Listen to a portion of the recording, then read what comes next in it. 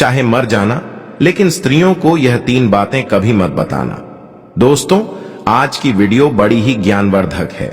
इन 3 बातों को अपनी पत्नी या स्त्रियों को कभी नहीं बतानी चाहिए।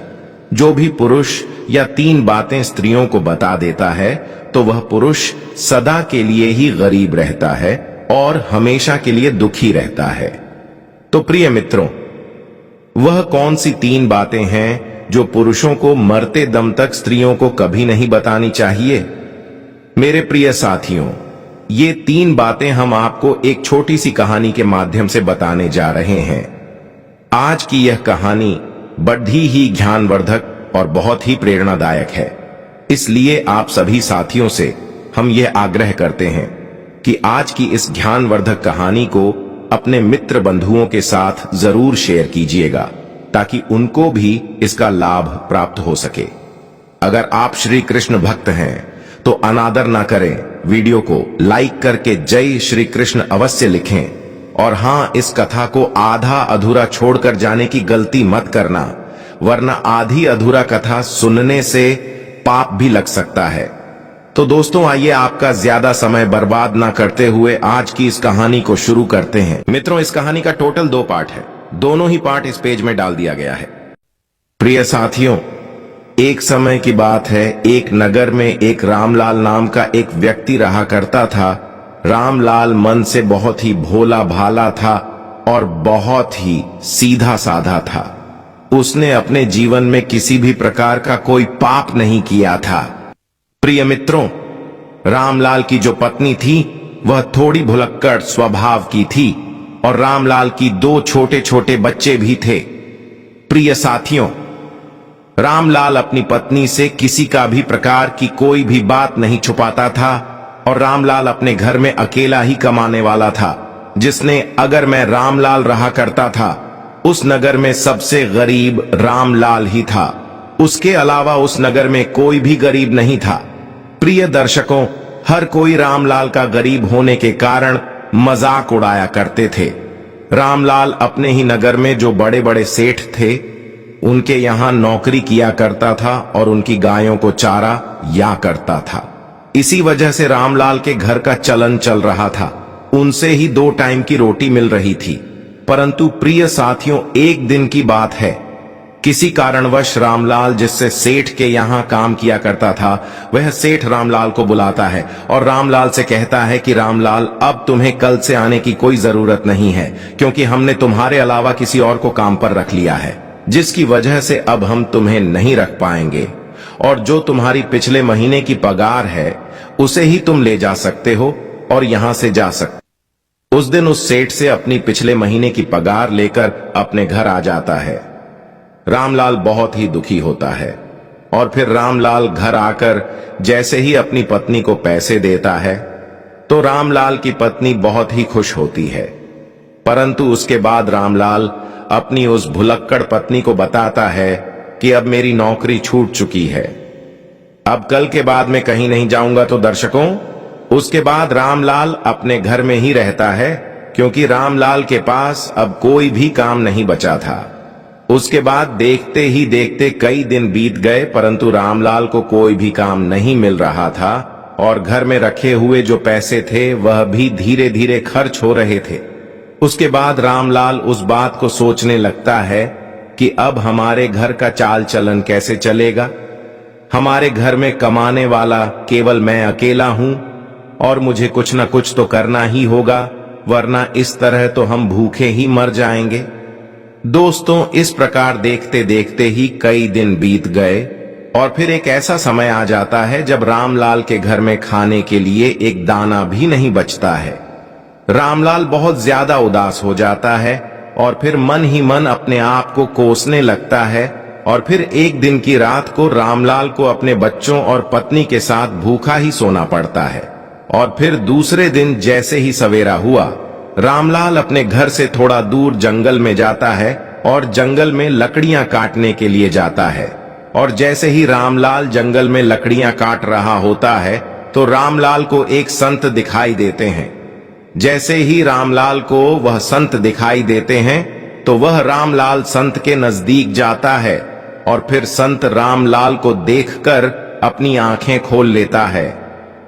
दोस्तों, रामलाल उस विद्वान संत को प्रणाम करता है और प्रणाम करने के बाद उनके पैरों में गिर जाता है और कहता है कि हे गुरुदेव, मेरे घर में खाने के लिए दाना पानी नहीं है, मेरे बीवी बच्चे भूखे मर रहे हैं। कृपया करके आप मुझे ऐसा सुझाव दें जिसकी वजह से मेरा घर ठीक तरह से चल सके। साथियों, इस प्रकार विनती करने के बाद वह संत रामलाल की ओर देखता है और वह संत रामलाल की तरफ देखकर यह पता है कि वह बहुत ही नापापी है। उसने अपने जीवन में आज तक कोई भी पाप नहीं किया है और बहुत ही सीधा साधा स्वभाव का है। उसके स्वभाव को देखकर वह विद्वान साधु रामलाल से कहता है कि रामलाल, आज मैं तुम्हें एक ऐसे पेड़ के बारे में बता रहा हूं। अगर तुम उस पेड़ के नीचे जाकर तुम उस पेड़ से जो भी मांगोगे तो वह पेड़ तुम्हें लाकर दे देगा। अगर उस पेड़ का एक छोटा सा भी भाग, छोटी सी भी लकड़ी तोड़ लेते हो, काट लेते हो, तो वह सोने में बदल जाएगी। इस तरह तुम अपने घर को चला सकते हो, अपने घर की गरीबी को दूर कर सकते हो। मगर संत रामलाल को यह बात भी बताते हैं कि तुमने इस बात को किसी अन्य आदमी या औरत को बताया तो उस दिन के बाद से ही तुम्हें यह पेड़ किसी भी प्रकार की कोई वस्तु नहीं देगा और तुम्हें सब कुछ देना बंद कर देगा। प्रिय साथियों, रामलाल तो सीधा साधा था और रामलाल उस साधु के द्वारा बताए गए पेड़ के नीचे जाता है और पेड़ के नीचे जाकर रामलाल को सबसे पहले अपनी पत्नी और बच्चों की याद आ गई और फिर रामलाल सबसे पहले उस पेड़ से एक बोरी चावल मांगता है। जैसे ही रामलाल उस पेड़ से एक बोरी चावल मांगता है तो झट से ही ना जाने कहां से एक बोरी चावल रामलाल के सामने आ जाते हैं। रामलाल उसे एक बोरी चावल को घर ले जाता है और घर जाकर अपने बीवी बच्चों को चावल खिलाता है। प्रिय साथियों, उस दिन रामलाल ने अपनी पत्नी को यह नहीं बताया था कि वह चावल कहां से लाया है, परंतु फिर जैसे ही रामलाल दूसरे दिन उस पेड़ के पास जाता है तो रामलाल उस वृक्ष से 5 सोने की मुद्राएं मांग लेता है और जैसे ही रामलाल मांगता है तो वह वृक्ष झट से रामलाल को सोने की 5 मुद्राएं दे देता है और रामलाल 5 सोने की मुद्रा पाकर खुश हो जाता है और अपने घर को वापस आ जाता है। घर आकर रामलाल अपनी पत्नी को 5 सोने के सिक्के देता है तो रामलाल की पत्नी भी बहुत खुश होती है और उसके बाद रामलाल अपनी पत्नी को सारी बात बता देता है, क्योंकि रामलाल की पत्नी ने जैसे ही रामलाल के हाथ में वह 5 सोने के सिक्के देखे तो वह रामलाल से पूछने लगी कि आखिर तुम यह सिक्के कहां से लाए हो। तो रामलाल अपनी पत्नी को सारी बातें बता देता है। दर्शकों, उसके बाद रामलाल अपनी पत्नी से कुछ नहीं छिपाता है, मगर रामलाल को इस बात का पता था कि पत्नी भुलक्कड़ स्वभाव की है। वह अपनी सारी बातें पड़ोसियों को बता देती है। जो भी रामलाल उसे बताता वह उन बातों को पड़ोसियों को बता देती, लेकिन इस बात को भूलकर रामलाल अपनी पत्नी को सारी बातें बता देता है। प्रिय दर्शकों, उसके बाद देखते ही देखते कई दिन बीतते हैं।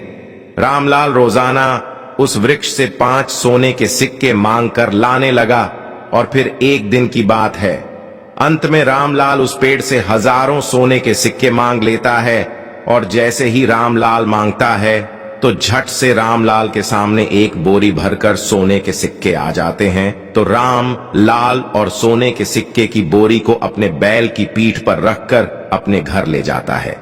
दर्शकों, वह सोने के सिक्के पाकर और उस विद्वान संत का आशीर्वाद पाकर रामलाल देखते देखते ही बहुत धनवान हो गया। रामलाल के पास बहुत सारा धन हो गया। रामलाल जिससे सेठ के यहां नौकरी किया करता था, उसने उस सेठ से भी ज्यादा तरक्की कर ली और रामलाल उस सेठ से भी ज्यादा धनवान हो गया। साथियों, ये देखकर रामलाल के सारे गांव वाले दंग रह गए और सोचने लगे कि आखिर यह सीधा साधा रामलाल इतना धनवान कैसे हो रहा है। मेरे प्रिय मित्रों, रामलाल से जो भी कोई यह पूछता कि आखिर तुम इतनी जल्दी धनवान कैसे हो रहे हो, तो रामलाल किसी को भी सच नहीं बताता, क्योंकि रामलाल को उस विद्वान साधु ने किसी को भी बताने से मना किया था। परंतु वह लोग रामलाल को छोड़कर रामलाल की पत्नी से इस बात को पूछने लगे। तो दर्शकों, वह तो आपको पता ही है कि रामलाल की जो पत्नी है वह भुलक्कड़ स्वभाव की थी। उसके पेट में कोई भी बात नहीं बचती थी तो रामलाल की पत्नी सारी बातें उन गांव वालों को बता देती थी। ये आखिर मेरा पति कहां से धन लाता है, तो रामलाल की पत्नी सारी बातें उनको बता देती हैं। और देखते ही देखते रामलाल एक दिन उस पेड़ के पास धन लेने के लिए जाता है तो वह वृक्ष रामलाल को धन नहीं देता है। रामलाल कई बार उस वृक्ष से धन मांगता है, लेकिन रामलाल के मांगने पर भी वह वृक्ष कुछ नहीं देता है। तो प्रिय दर्शकों, उसके बाद रामलाल अपने घर वापस आ जाता है और आज के बारे में ज्यादा नहीं सोचता है। मगर रामलाल दूसरे दिन दूसरी बार उस पेड़ के पास जाता है तो उस दिन भी रामलाल कई घंटों तक उस वृक्ष से सोने के सिक्के मांगता रहता है, मगर कुछ भी उससे प्राप्त नहीं होता। फिर रामलाल निराश होकर सोचता हुआ अपने घर आ जाता है। रामलाल वापस अपने घर आकर अपनी पत्नी से कहता है, आज मैं पेड़ के पास जाकर आया हूं, मगर वृक्ष से आज जब मैंने धन मांगा तो वृक्ष ने कुछ नहीं दिया। कहीं तुमने उस वृक्ष के बारे में किसी को बता तो नहीं दिया? तो दर्शकों, रामलाल की पत्नी भुलक्कड़ स्वभाव की थी। वह अपने मन में किसी भी प्रकार की कोई बात नहीं छुपाती थी और इसमें कोई संदेह नहीं है। तो रामलाल की पत्नी रामलाल से कहती हैं कि जब मुझसे गांव वालों ने पूछा कि इतना सारा धन तुम्हारे पास कहां से आ रहा है, तो मैंने उन सबको बता दिया। साथियों, अपनी पत्नी के मुख से यह बात सुनकर रामलाल समझ जाता है कि हो ना हो यह सब सारी करतूत मेरी पत्नी की ही है। मित्रों, आगे की कहानी हम अगले पार्ट 2 में सुनेंगे।